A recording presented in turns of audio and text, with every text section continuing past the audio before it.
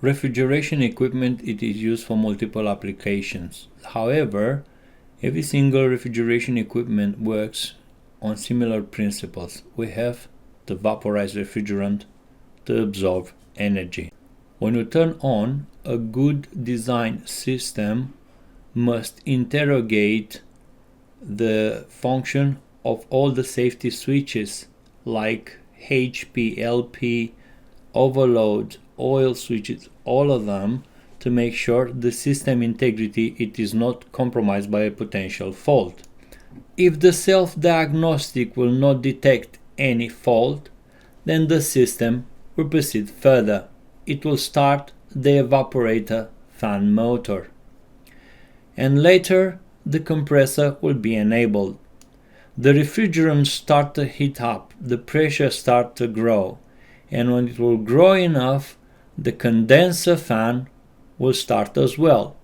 In this case, the condenser fan will cool the refrigerant, which will liquefy into the condenser and will go further into the evaporator to boil under a low pressure to absorb heat. This is the refrigeration process. Like everything else, faults can occur. In this case, there's an LP issue.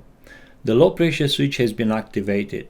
It could be a leak. It could be a faulty filter dryer. Expansion valve can be faulty. It could be a restriction into the suction line. On the right hand side, I just give you a couple of hints how to investigate a potential fault related to the low pressure.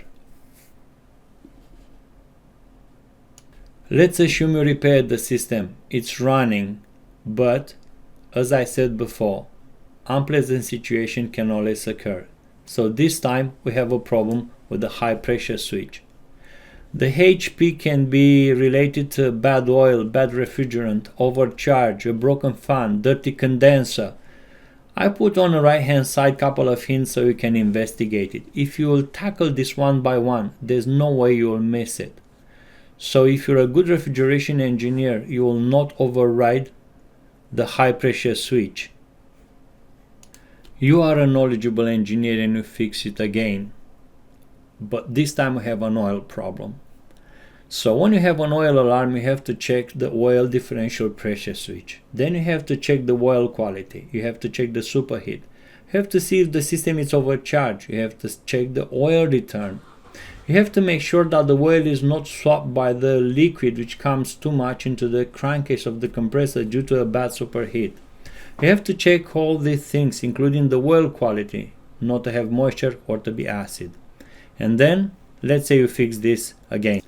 Like everything else, things run for a while until bad things happen again.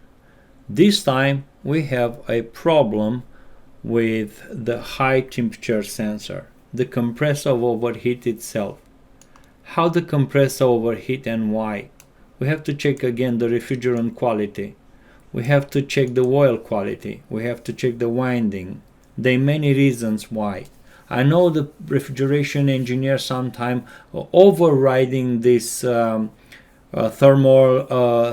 protection from inside the compressor, but that's a bad thing.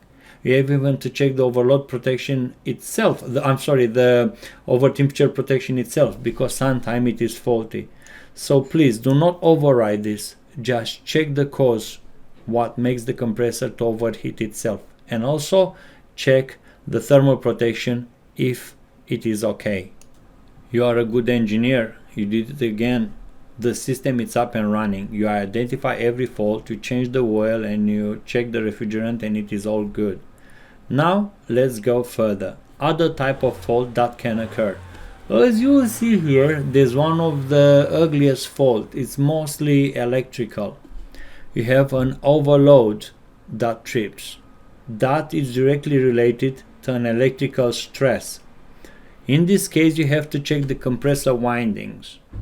You have to check The reason why the running amps are too high, because an overload will only strip if the compressor running amps are too high. They can be because of the high pressure. Someone like to override the HP. That's a very dangerous thing.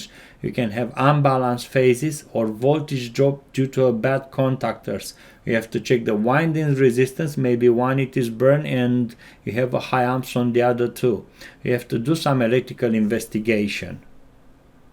Now you go through a lot of troubles, did a lot of investigation, and you have multiple failures. You are an experienced engineer. You can deal with all kind of troubles related to refrigeration equipment. However, we always have to learn, including myself. This is just small hints, but there are many other troubles that can occur with the refrigeration equipment. So please, make sure that you do not override the safety switches and improve your ability to fix problems for real. Thank you. Goodbye.